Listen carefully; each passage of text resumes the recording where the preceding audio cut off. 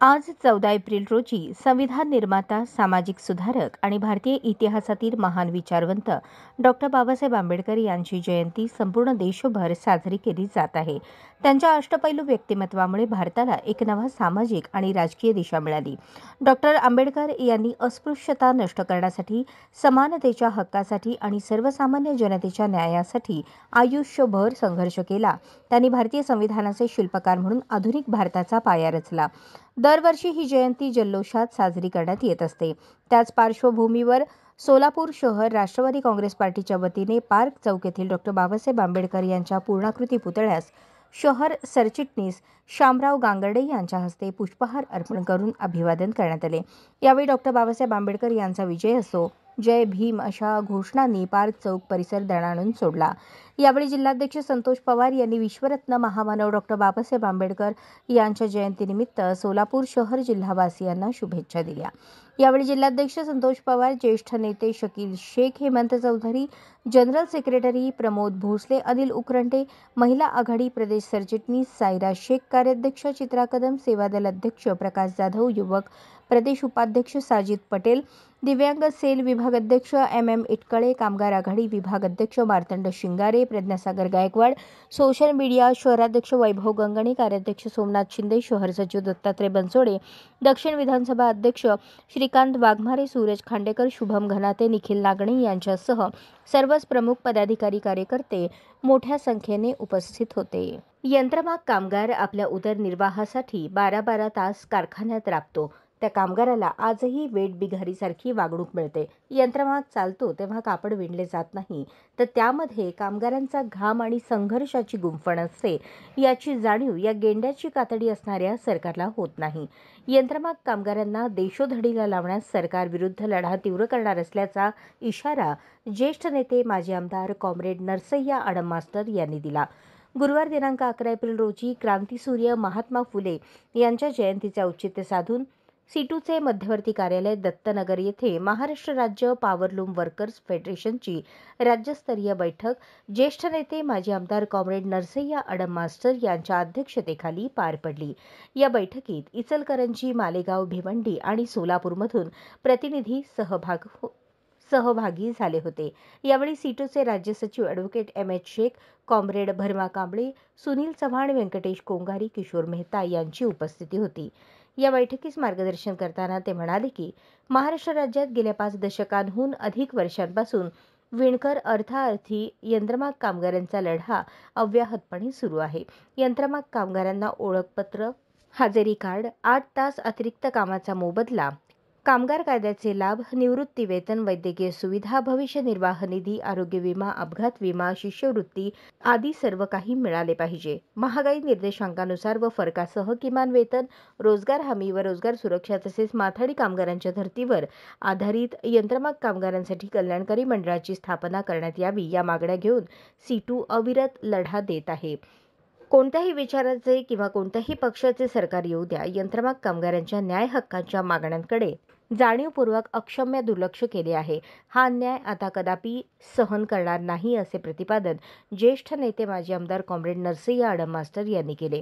यंत्रमाग कामगारांच्या प्रलंबित मागण्या, कामगार कायद्यातील प्रतिगामी बदल आणि यंत्रमाग कामगार कल्याणकारी मंडळाची स्थापना करणे या प्रश्नांना घेऊन 13 जून रोजी मालेगाव येथे 1 दिवसीय राज्यस्तरीय विशेष अधिवेशन होणार आहे. या अधिवेशनात पुढील लढ्याची दिशा आणि कार्यक्रम निश्चित करण्यात येणार आहे.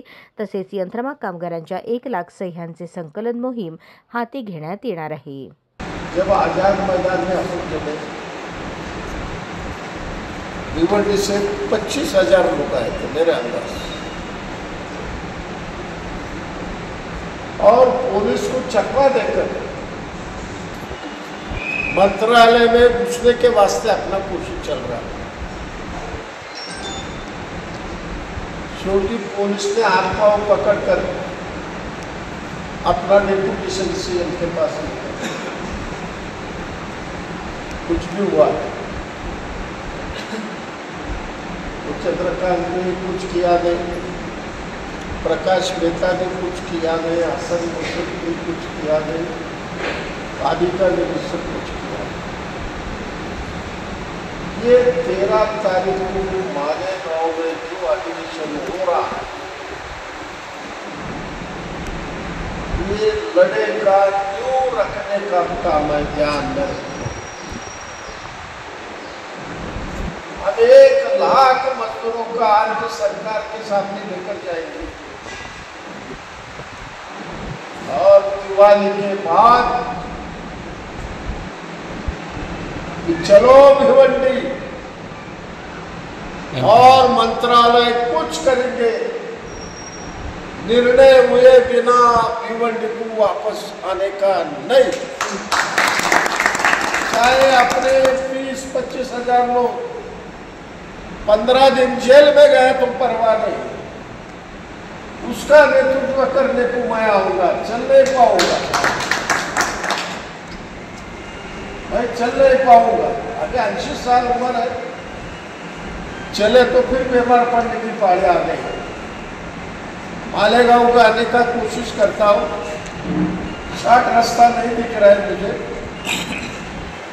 वो देखता हूँ कैसा आने का। तो अपने सभी लोगों का काम है, ईडी के बाद सबसे बड़ा सेक्टर है पावर, और पावर लूम के मजदूरों पर इतने अत्याचार चालू, सरकार मालिक को मदद कर रहा है लेकिन हल्ल्यातील आरोपी तहव्वूर हुसेन राणा याची राष्ट्रीय तपास संस्था चौकशी करत आहे। हल्ल्याच्या कटात त्याच्या भूमिकेसोबत NIAचा हल्ल्याच्या पडद्यामागे असलेल्या लोकांना शोधण्याचा प्रयत्न करत आहे। सूत्रांनी दिलेल्या माहितीनुसार सलग दुसऱ्या दिवशी राणा याची चौकशी करण्यात आली। तपास यंत्रणा राणाचे अंडरवर्ल्ड डॉन दाऊद इब्राहिम आणि त्याच्या नेटवर्क डी कंपनीशी असलेल्या संबंधाची बारकाईने चौकशी करत आहे। हल्ल्याचे नियोजन आणि त्यात सहभागी असलेल्या इतरांची खात्री करण्यासाठी राणा आणि डेव्हिड हेडली यांच्यातील कॉल्सचे रेकॉर्डिंग स्कॅन केले जात असल्याची माहिती सूत्रांनी PTIला दिली। हेडलीच्या सूचनेनुसार राणा ज्या दुबईस्थित व्यक्तीला भेटला होता त्याबद्दल NIAला एक महत्त्वाचा सुगावा लागला आहे। या व्यक्तीला हल्ल्याच्या योजनेची माहिती होती असे समजते। ही व्यक्ती दाऊद इब्राहिम किंवा डी कंपनीशी संबंधित होती का याचा तपासही एजन्सी करत आहे। राणाचे पाकिस्तानी गुप्तचर संस्था IAS आणि दहशतवादी संघटना लष्कर-ए-तैयबा याच्याशी प्रत्यक्ष किंवा अप्रत्यक्ष संबंध होते का याचाही NIA तपास करत आहे। तपासात मदत करण्यासाठी राणाच्या नवीन आवाजाचे नमुने घेण्यात आले आहेत। 26 नोव्हेंबर 2008 रोजी पाकिस्तानातून 10 दहशतवादी समुद्री मार्गाने मुंबईत पोहोचले। त्यांनी ताज हॉटेल, CST स्टेशन, नरिमन हाऊससह अनेक ठिकाणी हल्ला केला। हा हल्ला 3 दिवस चालला। त्यात 166 लोक मृत्युमुखी पडले तर 230हून अधिक जण जखमी झाले। आता तहव्वूर राणा भारताच्या ताब्यात आहे। या भयानक हल्ल्याच्या कटात सहभागी असलेल्या प्रत्येकाची ओळख पटवून न्यायाच्या दिशेने एक महत्त्वाचे पाऊल उचलले जाईल अशी माहिती मिळत आहे। सोन्याचा भाव 99 हजारांच्या घरात असताना बँकॉकमधून आणलेले तब्बल 7.5 किलो वजनाचे सोने मुंबई विमानतळावरून अंमलबजावणी व सक्तवसुली संचालनालयाने DRIने जप्त केले आहे। यात प्रवाशाने घातलेल्या बुटात 14 सोन्याचे बार सापडले। बँकॉकहून मुंबईला जाणारे विमान TG 317ने प्रवास करणाऱ्या एका प्रवाशाला सोने तस्करी प्रकरणी अटक करण्यात आली आहे। या प्रकरणी प्रवाशाला सोने तस्करीसाठी कुणी दिले, यामागे कोणत्या टोळीचा हात आहे याचा तपास DRIचे अधिकारी करत आहेत। मुंबईत अंमलबजावणी व सक्तवसुली संचालनालयाने DRIच्या पथकाला मोठे यश मिळाले असून बँकॉकमधून मुंबई विमानतळावर एका प्रवाशाला सोने तस्करी प्रकरणी अटक केली आहे। त्याच्याकडून अंगझडतीत प्रवाशाने घातलेल्या बुटात 14 सोन्याचे बार सापडले असून त्याचे एकूण वजन 6,735.42 ग्रॅम एवढे होते। या सोन्याची साधारण किंमत 6.30 कोटी रुपये एवढी आहे। तस्करी केलेले सोने जप्त करण्यात आले। प्रवाशाला तसेच खरेदीदाराला सीमा शुल्क कायदा 1962च्या तरतुदीनुसार अटक करण्यात आली। या प्रकरणी हे सोने तस्करीसाठी कोणी दिले, यामागे कोणत्या टोळीचा हात आहे याचा तपास DRIचे अधिकारी करत आहेत। या घटनेमुळे मुंबई विमानतळावरून सोने तस्करीसाठी होणारे प्रयत्न पुन्हा एकदा उघड झाले आहेत। DRIच्या सतर्कतेमुळे मोठ्या प्रमाणात तस्करी रोखण्यात यश मिळाले असून या प्रकारामुळे तस्करीच्या पद्धती आणि त्यामागील रचनेचा पर्दाफाश होण्याची शक्यता आहे। विश्वरत्न महामानव भारतीय घटनेचे शिल्पकार भारतरत्न डॉक्टर बाबासाहेब आंबेडकर यांच्या 134व्या जयंतीनिमित्त सोलापूर महानगरपालिका नागरी हिवताप योजना मलेरिया विभागाच्या वतीने मिठाईचे वाटप करून अभिवादन करण्यात आले. कार्यक्रमाच्या सुरुवातीला मलेरिया विभागाच्या प्रमुख स्वाती अनपट, DS विभागाचे supervisor Sandeep Kurde, malaria supervisor Ganesh Mane, supervisor Jahur Yadgir यांच्या हस्ते डॉक्टर आंबेडकर यांच्या प्रतिमेस पुष्पहार अर्पण करून अभिवादन करण्यात आले. यावेळी SFW श्रीनिवास कोंडा, SFW दिगंबर यर्झल, समीर शेख, वालचंद पाटील, अरविंद गजधाने, क्लार्क प्रभाकर कदम, मेहबूब सोडेवाले, सदाशिव बामणे, अध्यक्ष सिद्धेश्वर सावंत, खजिनदार परमेश्वर कसबे, सेक्रेटरी महेश कदम प्रमुख उपस्थित होते. कार्यक्रमाला विष्णू भालेराव, दत्तात्रय शिंगे, नितीन तळभंडारे, सुशील सुरवसे, युवराज बनसोडे, मल्हारी गायकवाड, बाबू टोणपे, संजय सरवदे, शरद लोंढे, कैलास गायकवाड, अब्दुल इनामदार, प्रताप उघडे, योगेश माने, विजय पवार, देविदास फुले, वैभव शिवशरण आदींसह कर्मचारी मोठ्या संख्येने उपस्थित होते. लोकशाही आणि राज्यघटना यावर देशभरात मंथन सुरू आहे.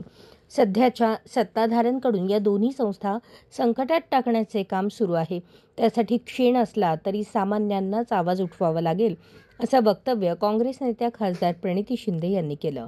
सध्याचे सत्ताधारी सबंध देशाचा सांस्कृतिक आणि विविधतेचा वारसा नष्ट करत आहेत. त्यांना येथे वाद आणि हिंसेचे विष पेरायचे आहे, अशा शब्दात त्यांनी सत्ताधाऱ्यांवर हल्लाबोल केला. नाशिक येथील गौतम सुराणा यांनी आयोजित केलेल्या भगवान महावीर व्याख्यानमालेत प्रणिती शिंदे यांनी लोकशाही या विषयावर भाषण केले. भगवान महावीर यांचा मुख्य विचार परस्पर संवाद, अहिंसा आणि सामाजिक सद्भाव हा आहे. आजच्या स्थितीत मात्र प्रत्येक महापुरुष विशिष्ट घटकांपुरताच मर्यादित करण्याचा प्रयत्न केला जातो. या दृष्टीने विरोधातील आवाज क्षीण आणि अल्पसंख्याक आहे, मात्र त्यांनी आजच्या संकटाला उत्तर दिलेच पाहिजे. आपल्या देशात अनेक धर्म आणि त्यांचे अनुयायी आहेत. अनेक प्रकारच्या धार्मिक आणि सांस्कृतिक विविधता आहेत. निधर्मीपणा हा त्यातील महत्त्वाचा गाभा. जगात अशी सुंदर संस्कृती आणि विविधता कुठेही नाही. मात्र हे वैशिष्ट्य नष्ट करण्याचा प्रयत्न आज जाणीवपूर्वक होत आहे. हाच सत्ताधाऱ्यांचा डाव आहे. आज लोकशाहीला आणि आपल्या देशाच्या राज्यघटनेला सर्वाधिक धोका निर्माण झाला आहे. धोका प्रत्येकाने ओळखला पाहिजे. तुम्ही सर्व धर्म समभाव जोपासणारे किंवा मानणारे असाल तर तुम्ही हिंदूच नाही, असा शिक्का जबरदस्तीने तुमच्यावर मारला जात आहे. हा वैचारिक मतभेद आणि वेगळेपणाचा धाक निर्माण करून समाजाला एकटे पाडण्याचा प्रयत्न सत्ताधारी करत आहेत. हा लोकशाहीला मोठा धोका आहे, असे शिंदे म्हणाल्या. खासदार शिंदे यांनी सत्ताधारी पक्षाचा थेट उल्लेख न करता गंभीर टीका केली. आजचे सत्ताधारी जाणीवपूर्वक जनता आणि सगळ्यांची दिशाभूल आणि बुद्धिभेद करत आहे. वक्फ बोर्ड हा देखील तसाच विषय आहे. उद्या हे संकट सर्वच अल्पसंख्याकांवर येणार आहे, त्यामुळे वेळीच सावध व्हावे. येत्या 15 एप्रिल 2025 पासून रेल्वेच्या तात्काळ तिकीट बुकिंगची वेळ बदलणार आहे, असा दावा करणाऱ्या पोस्ट सोशल मीडियावर व्हायरल होत आहेत. अचानक एखाद्या ठिकाणी जायचे असेल किंवा सामान्य बुकिंग वेळी तिकीट मिळाले नाही तर तात्काळमध्ये काढता येईल, म्हणून जे ट्रेन सुटण्याच्या आदल्या दिवसाची वाट पाहत असतात त्यांच्यासाठी ही बातमी महत्त्वाची आहे. एकंदरीतच सर्वच रेल्वे प्रवाशांसाठी ही बातमी महत्त्वाची आहे. यावर रेल्वेने माहिती दिली आहे. भारतीय रेल्वेने या तात्काळ तिकीट बुकिंगच्या वेळेत बदल होणार असल्याच्या दाव्याचे खंडन केले आहे. तात्काळ आणि प्रीमियम तात्काळ तिकीट बुकिंगच्या वेळेत कोणताही बदल केला जाणार नसल्याचे रेल्वेने स्पष्ट केले आहे. सोशल मीडिया पोस्टमध्ये याबाबतचे दावे करण्यात आले आहेत. त्यामुळे रेल्वे तिकीट बुकिंग करणाऱ्या प्रवाशांमध्ये खळबळ उडाली होती. अनेक जण या पोस्टमध्ये दिलेल्या वेळेत तिकीट बुक करायला जाणार होते आणि फसणार होते. ही फसवणूक टाळण्यासाठी रेल्वेने X अकाउंटवर हे दावे फेटाळणारी पोस्ट केली आहे. IRCTCने स्पष्ट केले आहे की तात्काळ तिकीट बुकिंगच्या वेळेत कोणताही बदल झालेला नाही. तुम्ही 15 एप्रिल 2025 रोजी किंवा त्यानंतर तात्काळ तिकीट बुकिंग करण्याचा विचार करत असाल तर काळजी करू नका. तिकीट बुकिंगची वेळ पूर्वीसारखीच असणार आहे, असे IRCTCने म्हटले आहे. कोणत्याही AC किंवा नॉन AC वर्गाच्या तात्काळ किंवा प्रीमियम तात्काळ तिकिटांच्या बुकिंगच्या वेळेत कोणताही बदल केलेला नाही. याशिवाय तिकीट एजंटसाठी बुकिंग वेळा देखील पूर्वीसारख्याच राहतील, असेही स्पष्ट करण्यात आले आहे. स्वर्गीय चंद्राम चव्हाण गुरुजींनी सत्तेच्या मागे न लागता समाज कल्याणाचा वसा घेतला. त्यांनी शिक्षणाचा यज्ञ सुरू केल्यामुळे तांड्यावरचं जगणं सुसह्य झालं. बंजारा समाजाला मुख्य प्रवाहात आणण्यासाठी गुरुजींनी केलेलं कार्य अलौकिक आहे, असे विचार माजी केंद्रीय गृहमंत्री सुशीलकुमार शिंदे यांनी नेहरू नगर येथे बोलताना व्यक्त केले. नेहरू नगर येथील मागास समाजसेवा मंडळाचे संस्थापक दलित मित्र स्वर्गीय चंद्राम चव्हाण गुरुजी यांच्या पूर्णाकृती पुतळ्याचे अनावरण माजी केंद्रीय गृहमंत्री सुशीलकुमार शिंदे यांच्या हस्ते करण्यात आले. अध्यक्षस्थानी राज्याचे जलसंधारण मंत्री संजय राठोड हे होते. यावेळी व्यासपीठावर आमदार देवानंद चव्हाण विजयपूर, माजी मंत्री सिद्धराम म्हेत्रे, माजी आमदार प्रकाश येलगुलवार, माजी आमदार दत्तात्रय सामंत, शिवशरण पाटील, निवृत्त सनदी अधिकारी बी.के. नाईक, माजी न्यायमूर्ती नामदेव चव्हाण, चेतन नरोटे, शिल्पकार विजय गुजर, ब्रिजमोहन फोफलिया, राष्ट्रवादीचे भारत जाधव, पद्माकर काळे उपस्थित होते. प्रारंभी संस्थेचे अध्यक्ष सुभाष चव्हाण यांनी उपस्थितांचे स्वागत आणि प्रास्ताविक केले. यावेळी बोलताना जलसंधारण मंत्री संजय राठोड म्हणाले, चंद्राम चव्हाण गुरुजी केवळ शिक्षक नव्हते, त्यांनी शिक्षणाबरोबर समाजाला संस्कृत केले. भटक्या विमुक्तांच्या प्रश्नासाठी त्यांनी अपार कष्ट घेतले. हा समाज शिक्षित करून त्यांना स्थिर करण्यात गुरुजींचा मोठा वाटा आहे. यावेळी परिसस्पर्श स्मरणिकेचे प्रकाशन मान्यवरांच्या हस्ते करण्यात आले. कार्यक्रमाला राज्यभरातील बंजारा समाजाचे प्रमुख नेते कार्यकर्ते उपस्थित होते. कार्यक्रमाला माजी महापौर सुशीला आबुटे, अलका राठोड, रवींद्र चव्हाण, अश्विनी चव्हाण, किरण चव्हाण, सचिन चव्हाण, कार्तिक चव्हाण, जयवंत हक्के यांच्यासह शिक्षण संस्थेचे पदाधिकारी आणि नागरिक उपस्थित होते.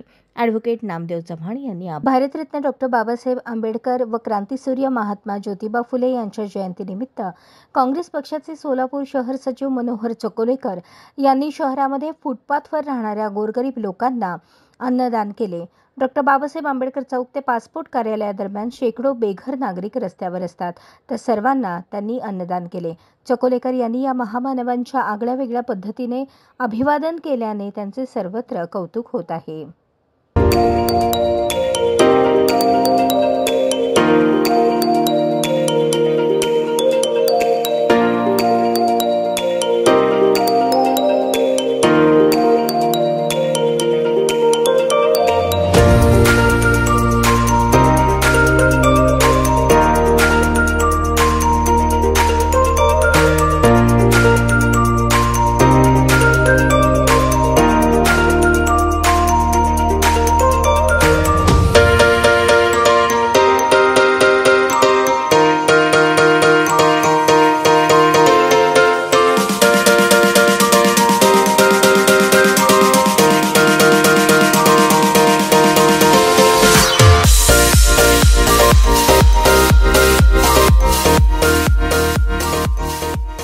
यशवंतराव चव्हाण महाराष्ट्र मुक्त विद्यापीठ नाशिक, अंकित विशाखा महिला लोक संचलित साधन केंद्र सोलापूर द्वारा अभ्यास केंद्र क्रमांक 65-135 भाई छन्नूसिंह चंदेले समाजकार्य महाविद्यालय सोलापूर, वृत्तपत्र विद्या व जनसंज्ञापन पदविका विभाग, वृत्तपत्र विद्या व जनसंज्ञापन पदविका विभाग सन 2024-2025 पत्रकारिता कार्यशाळेचे आयोजन करण्यात आले होते.